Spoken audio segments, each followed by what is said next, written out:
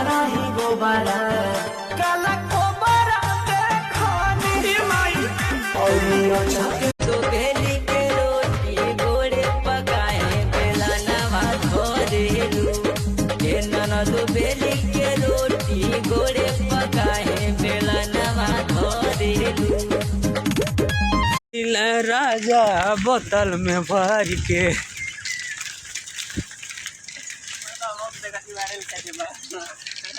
अरे बाय पूरू आई अरे नाना दी हो अरे बाय पूरू आई अरे